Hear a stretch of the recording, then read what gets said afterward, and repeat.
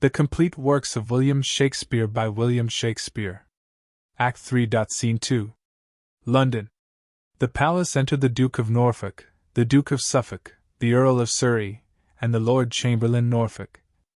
If you will now unite in your complaints and force them with a constancy, the Cardinal cannot stand under them. If you omit the offer of this time, I cannot promise but that you shall sustain no new disgraces with these you bear already. Surrey.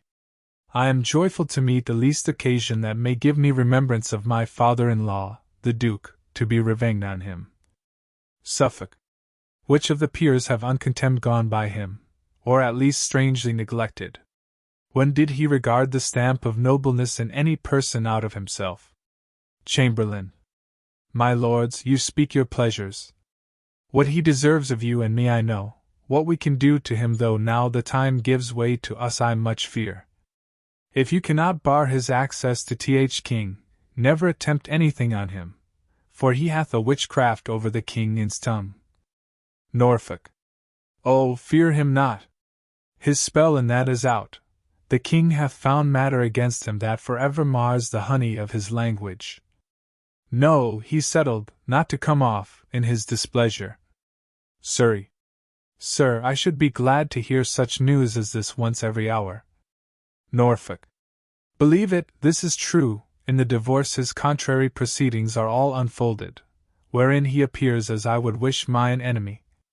Surrey. How came his practices to light? Suffolk. Most strangely. Surrey. Oh, how? Suffolk. The Cardinal's letters to the Pope miscarried, and came to King, wherein was read how that the Cardinal did entreat his Holiness to stay the judgment divorce, for if it did take place, I do quoth he perceive my king is tangled in affection to a creature of the Queen's, Lady and Bullen. Surrey. Has the king this? Suffolk. Believe it. Surrey. Will this work? Chamberlain. The king in this perceives him how he coasts, and hedges his own way. But in this point all his tricks founder, and he brings his physic after his patient's death. The king already hath married the fair lady. Surrey. Would he had? Suffolk. May you be happy in your wish, my lord. For I profess you have it. Surrey. Now, all my joy trace the conjunction. Suffolk. My amen to't. Norfolk. And men's. Suffolk. There's order given for her coronation. Mary, this is yet but young, and may be left to some heirs unrecounted. But, my lords, she is a gallant creature, and complete in mind and feature. I persuade me from her will fall some blessing to this land, which shall in it be memised. Surrey. But will the king digest this letter of the Cardinal's? The Lord forbid. Norfolk. Mary, amen. Suffolk. No, there be mo wasps that buzz about his nose will make this sting the sooner. Cardinal Campius is stolen away to Rome, hath ta'en no leave, has left the cause King unhandled, and is posted, as the agent of our Cardinal, to second all his plot. I do assure you the king cried ha, at this. Chamberlain. Now God incense him, and let him cry ha, louder. Norfolk. But, my lord, when returns Cranmer? Suffolk. He is returned in his opinions, which have satisfied the king for his divorce, together with all famous colleges almost in Christendom. Shortly, I believe, his second marriage shall be published, and her coronation. Catherine no more shall be called queen, but princess dowager and widow to Prince Arthur. Norfolk. This same Cranmer's a worthy fellow, and hath ta'en much pain in the king's business. Suffolk. He has, and we shall see him for it an archbishop. Norfolk. So I hear. Suffolk. 'Tis so. Enter Wolsey and Cromwell the Cardinal. Norfolk. Observe, he's moody. Wolsey. The packet, Cromwell, gave you the king? Cromwell. To his own hand in's bedchamber. Wolsey. Looked he inside of the paper? Cromwell. Presently he did unseal them, and the first he viewed, he did it with a serious mind, a heed was in his countenance. You he bade attend him here this morning. Wolsey. Is he ready to come abroad? Cromwell. I think by this he is. Wolsey. Leave me a while. Exit Cromwell, aside, it shall be to the Duchess of Alençon, the French king's sister. He shall marry her. And Bullen? No, I'll no and Bullens for him. There's more in't than fair visage. Bullen? No, we'll no Bullens. Speedily I wish to hear from Rome. The Marchioness of Pembroke. Norfolk. He's discontented. Suffolk. Maybe he hears the king does whet his anger to him. Surrey. Sharp enough, Lord, for thy justice. Wolsey. Aside, the late queen's gentlewoman, a knight's daughter, to be her mistress. The queen's queen. This candle burns not clear. 'Tis I must snuff it, then out it goes. What though I know her virtuous and well deserving? Yet I know her for a spleeny Lutheran, and not wholesome to our cause that she should lie ith bosom of our hard-argued king. Again, there is sprung up an heretic, an arch one, Cranmer, one hath crawled into the favour of the king, and is his oracle. Norfolk. He is vexed at something. Enter the king. Reading of a schedule, and Lovell Surrey. I would 'twere something that would fret the string, the master chord on's heart. Suffolk. The king, the king! King! What piles of wealth hath he accumulated to his own portion? And what expense by hour seems to flow from him? How name of thrift, does he rake this together? Now, my lords, saw you the cardinal? Norfolk. My lord, we have stood here observing him. Some strange commotion is in his brain. He bites his lip and starts, stops on a sudden, looks upon the ground, then lays his finger on his temple, straight springs out into fast gait, then stops again, strikes his breast hard, and anon he casts his eye against the moon. In most strange postures we have seen him set himself. King. It may well be there is a mutiny in's mind. This morning papers of state he sent me to peruse, as I required, and what you would I found there on my conscience, put unwittingly? Forsooth, an inventory, thus importing the several parcels of his plate, his treasure, rich stuffs, and ornaments of household, which I find at such proud rate that it outspeaks possession of a subject. Norfolk. It's heaven's will, some spirit put this paper in the packet to bless your eye withal. King. If we did think his contemplation were above the earth and fixed on spiritual object, he should still dwell in his musings. But I am afraid his thinkings are below the moon, not worth his serious considering. The king takes his seat and whispers Lovell, who goes to the cardinal, Wolsey. Heaven forgive me! Ever God bless your highness! King. Good, my lord, you are full of heavenly stuff, and bear the inventory of your best graces in your mind, the which you were now running o'er. You have scarce time to steal from spiritual leisure a brief span to keep your earthly audit. Sure, in that I deem you an ill husband, and am glad to have you therein my companion. Wolsey. Sir, for holy offices I have a time to think upon the part of business which I bear ith state, and nature does require her times of preservation, which perforce I, her frail son, amongst my brethren mortal, must give my tendance to. King. You have said well. Wolsey.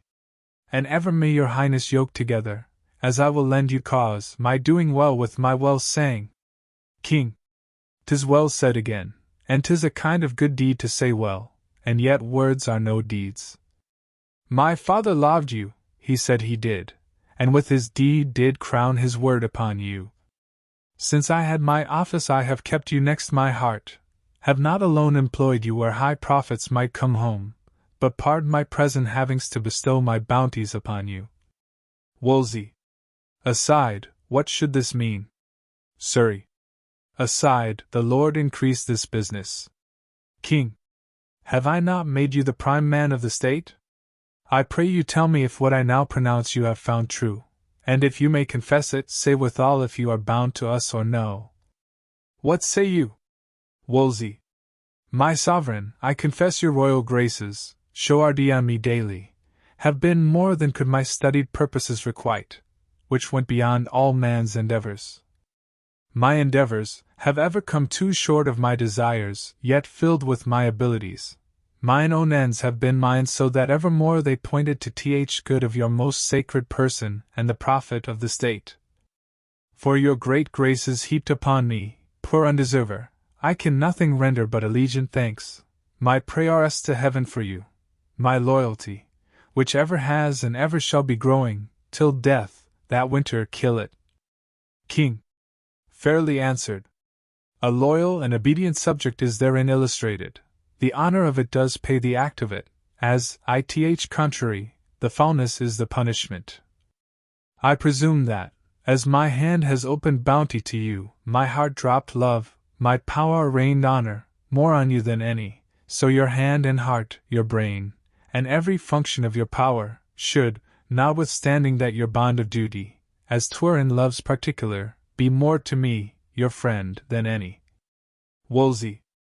I do profess that for your highness' good I ever labored more than mine own, that am, have, and will be, though all the world should crack their duty to you, and throw it from their soul, though perils did abound as thick as thought could make and appear in forms more horrid, yet my duty, as doth a rock against the chiding flood, should the approach of this wild river break, and stand unshaken yours. King. 'Tis nobly spoken. Take notice, lords, he has a loyal breast, for you have seen him open tea. Read o'er this, giving him papers, and after this, and then to breakfast with what appetite you have. Exit the king, frowning upon the cardinal. The nobles throng after him, smiling and whispering Wolsey. What should this mean? What sudden anger's this? How have I reaped it? He parted frowning from me, as if ruin leaped from his eyes. So looks the chafed lion upon the daring huntsman that has galled him, then makes him nothing. I must read this paper, I fear the store. Why of his anger? 'Tis so, this paper has undone me. 'Tis account of all that world of wealth I have drawn together for mine own ends, indeed to gain the popedom, and feed my friends in Rome. O negligence, fit for a fool to fall by! What cross devil made me put this main secret in the packet I sent the king? Is there no way to cure this? No new device to beat this from his brains? I know 'twill stir him strongly, yet I know a way, if it take right, in spite of fortune, will bring me off again. What's this? To Pope. The letter, as I live, with all the business I writ to's holiness. Nay then, farewell. I have touched the highest point of all my greatness, and from that full meridian of my glory I haste now to my setting. I shall fall like a bright exhalation in the evening, and no man see me more. Re-enter to Wolsey the Dukes of Norfolk and Suffolk, the Earl of Surrey, and the Lord Chamberlain Norfolk. Hear the King's pleasure, Cardinal, who commands you to render up the Great Seal presently into our hands, and to confine yourself to Asher House, my Lord of Winchester's, till you hear further from his highness. Wolsey. Stay, where's your commission, lords? Words cannot carry authority so weighty. Suffolk. Who dares cross bearing the king's will from his mouth expressly? Wolsey. Till I find more than will or words to do it, I mean your malice. No, officious lords, I dare and must deny it. Now I feel of what coarse metal ye are moulded envy. How eagerly ye follow my disgraces, as if it fed ye, and how sleek and wanton ye appear in everything may bring my ruin. Follow your envious courses, men of malice, you have Christian warrant for and no doubt in time will find their fit rewards. That seal you ask with such a violence, the king mine and your master with his own hand gave me, bade me enjoy it, with the place and honors, during my life, and to confirm his goodness, tied it by letters patents. Now who'll take it? Surrey. The king that gave it. Wolsey. It must be himself then. Surrey. Thou art a proud traitor, priest. Wolsey. Proud lord thou least. Within these 40 hours Surrey durst better have burnt that tongue than said so. Surrey, thy ambition, thou scarlet sin, robbed this bewailing land of noble Buckingham, my father-in-law. The heads of all thy brother cardinals, with thee and all thy best parts bound together, wait not a hair of his. Plague of your policy! You sent me deputy for Ireland, far from his succour, from the king, from all that might have mercy on the fault thou gavest him, whilst your great goodness, out of holy pity, absolved him with an axe. Wolsey, this, and all else this talking lord can lay upon my credit, I answer is most false. The Duke by law found his deserts. How innocent the first was from any private malice in his end, his noble jury and foul cause can witness. If I loved many words, Lord, I should tell you you have as little honesty as honor, that in the way of loyalty and truth toward the king, my ever-royal master, Dare made a sounder man than Surrey can be, and in that love his follies. Surrey, by my soul, your long coat, priest, protects you. Thou shouldst feel my sword I the lifeblood of the else. My lords, can ye endure to hear this arrogance? And from this fellow? If we live thus tamely, to be thus jaded by a piece of scarlet, farewell nobility. Let his grace go forward and dare us with his cap like larks. Wolsey, all goodness is poison to thy stomach. Surrey, yes, that goodness of gleaning all the land's wealth into one, into your own hands, Cardinal, by extortion. The goodness of your intercepted packets you writ to Th. Pope against the king, your goodness, since you provoke me, shall be most notorious.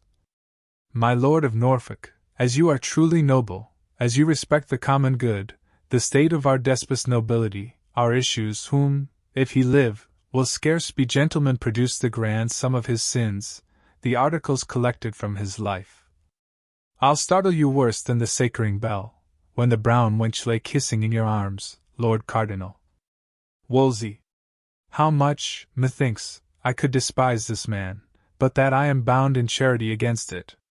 Norfolk, those articles, my lord, are in the king's hand, but thus much, they are foul ones.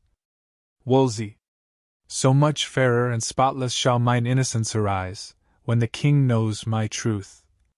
Surrey, this cannot save you. I thank my memory I yet remember some of these articles, and out they shall. Now, if you can blush and cry guilty, Cardinal, you'll show a little honesty. Wolsey, speak on, sir, I dare your worst objections. If I blush, it is to see a nobleman want manners. Surrey, I had rather want those than my head. Have at you. First, that without the king's assent or knowledge you wrought to be a legate, by which power you maimed the jurisdiction of all bishops. Norfolk, then, that in all you writ to Rome, or else to foreign princes, ego et rex meus was still inscribed, in which you brought the king to be ill. You are servant. Suffolk, then, that without the knowledge either of king or council, when you went ambassador to the emperor, you made bold to carry into Flanders the Great Seal. Surrey, item, you sent a large commission to Gregory de Cassidu, to conclude, without the king's will or the state's allowance, a league between his highness and Ferrara. Suffolk, that out of mere ambition you have caused your holy hat to be stamped on the king's coin. Surrey, then, that you have sent innumerable substance, by what means got I leave to your own conscience, to furnish Rome and to prepare the ways you have for dignities, to the mere undoing of all the kingdom. Many more there are, which, since they are of you, and odious, I will not taint my mouth with. Chamberlain, O my lord, press not a falling man too far. 'Tis virtue. His faults lie open to the laws, let them, not you, correct him. My heart weeps to see him so little of his great self. Surrey, I forgive him. Suffolk, Lord Cardinal, the king's further pleasure is because all those things you have done of late, by your power legatin within this kingdom, fall into th compass of a premunire that therefore such a writ be sued against you, to forfeit all your goods, lands, tenements, chattels, and whatsoever, and to be out of the king's protection. This is my charge. Norfolk. And so we'll leave you to your meditations how to live better. For your stubborn answer about the giving back the Great Seal to us, the king shall know it, and no doubt shall thank you. So fare you well, my little good Lord Cardinal. Excellent all but Wolsey Wolsey. So farewell to the little good you bear me. Farewell, a long farewell, to all my greatness. This is the state of man. Today he puts forth the tender leaves of hopes, tomorrow blossoms and bears his blushing honors thick upon him. The third day comes a frost, a killing frost, and when he thinks, good easy man, full surely his greatness is a ripening, nips his root, and then he falls, as I do. I have ventured, like little wanton boys that swim on bladders, this many summers in a sea of glory, but far beyond my depth. My high-blown pride at length broke under me, and now has left me, weary and old with service, to the mercy of a rude stream, that must forever hide me. Vain pomp and glory of this world I hate ye, I feel my heart new opened. Oh, how wretched is that poor man that hangs on princes' favors! There is betwixt that smile we would aspire to, that sweet aspect of princes, and their ruin more pangs and fears than wars or women have, and when he falls like Lucifer, never to hope again. Enter Cromwell, standing amazed. Why, how now, Cromwell? Cromwell. I have no power to speak, sir.